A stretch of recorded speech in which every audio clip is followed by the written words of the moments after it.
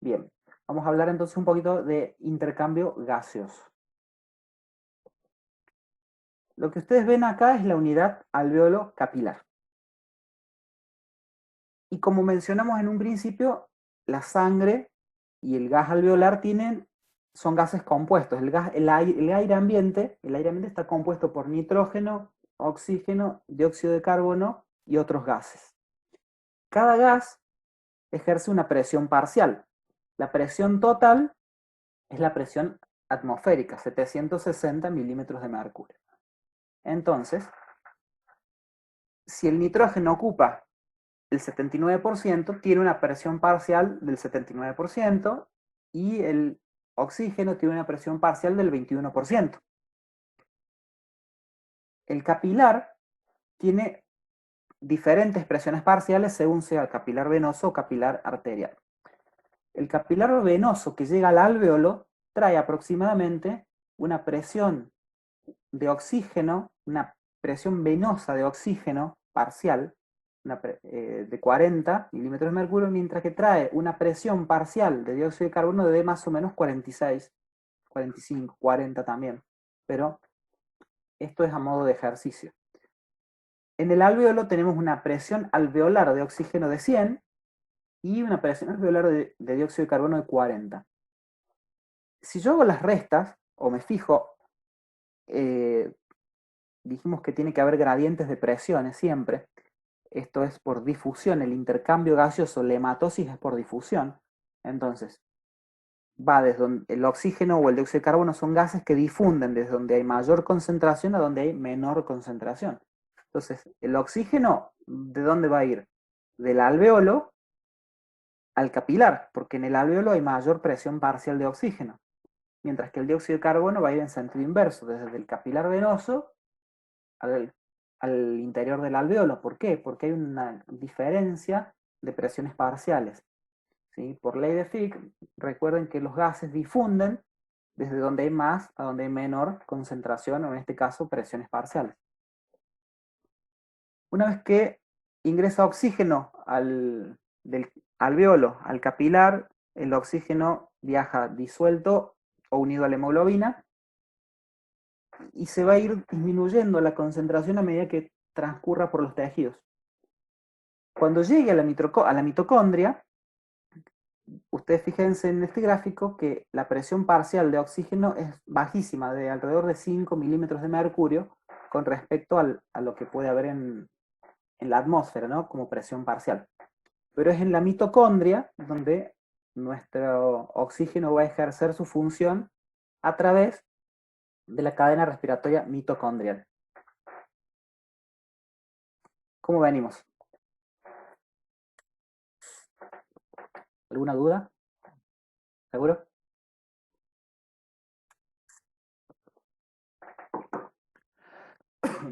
Bueno, vamos entonces. Vamos un poquito más allá.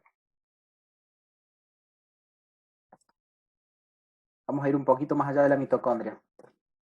Esta imagen que vemos en esta diapositiva son las diferentes relaciones ventilación-perfusión que podemos tener. Clásicamente se describen tres: la relación ventilación-perfusión normal o BQ igual a 1. Recuerden que la B es de ventilación y Q es de flujo sanguíneo o perfusión. Si yo tengo un alvéolo normal, aireado, ventilado, la ventilación es igual a 1. Y si yo tengo un capilar que no está afectado, está sano, está íntegro, no está obstruido, la sangre fluye normalmente del extremo venoso al extremo arterial, el flujo es normal, el flujo es igual a 1. 1 dividido 1 es igual a 1. Entonces, relación BQ normal, 1.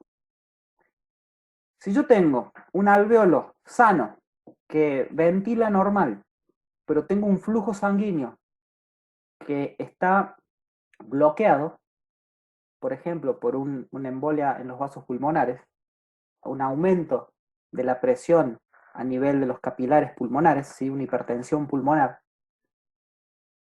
Si yo tengo bloqueado el flujo sanguíneo, ese alvéolo no intercambia. ¿Por qué? Porque no tiene sangre con quien hacer el intercambio gaseoso.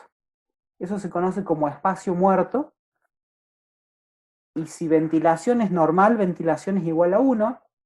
Si el flujo sanguíneo está alterado, mejor dicho, no hay flujo sanguíneo, eso es igual a 0. Q es igual a 0. 1 dividido 0 es infinito. Entonces, el BQ infinito es lo que se conoce como ventilación de espacio muerto. Si me voy al otro extremo, donde tengo la circulación capilar normal, la circulación sanguínea pulmonar normal, o sea que el flujo es igual a 1, pero la ventilación alveolar está afectada, por ejemplo, porque los alveolos están ocupados con un distrés respiratorio que me llena el alveolo de detritus celulares, de líquido, o el edema, o lo que le pasa a los bebés recién nacidos por la taquimia transitoria, que hay líquido dentro del alveolo. Yo tengo una situación de shunt. La neumonía, ¿sí? La neumonía que me ocupa los alveolos, no ventilan esos alveolos. Entonces tengo un alveolo ocupado, por lo que sea, pero lo tengo ocupado. Y el flujo sanguíneo se mantiene. Entonces, V de ventilación vale 0 y Q de perfusión vale 1. Aquí la relación BQ es igual a 0. Entonces hablamos de shunt intrapulmonar, que nada tiene que ver con lo que es el shunt cardiovascular. ¿Tá? Si yo tomo un paciente en posición erecta, sentado por ejemplo, el pulmón va a tener distinta relación ventilación-perfusión desde el vértice hacia las bases. Y esto está determinado por la fuerza de gravedad. La fuerza de gravedad hace que la sangre tienda a fluir hacia las bases, mientras que el aire, el gas, el oxígeno, tiende a ir hacia los vértices. Por lo tanto, en el pulmón voy a tener diferentes áreas que West la dividió en 3. La zona 1, donde tengo más ventilación y menos perfusión, el vértice está mejor ventilado y la base está mejor perfundida. Entonces, la BQ de la zona 1 es ventilación aumentada, perfusión 0. Y la base es ventilación disminuida y perfusión 1.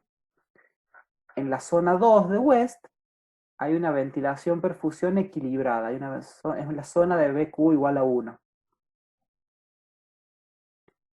Si yo al paciente lo pongo en decúbito supino, es decir, panza arriba, ocurriría lo mismo. La sangre tiende a irse hacia los pulmones que están en contacto con la cama. Esa sería la zona 3 de West. Las zonas que están contra el tórax, contra el esternón, perdón, contra el esternón, se transformaría en la zona 1 y lo que está en el medio se transformaría en la zona 2. Si yo al paciente lo pongo en decúbito prono, de vuelta se vuelven a invertir. Lo que es la zona de la espalda, la parte dorsal del pulmón, se transforma en zona 1 y la parte ventral se transforma en zona 3. Depende cómo esté acomodado el paciente, se van a variar estas zonas de West.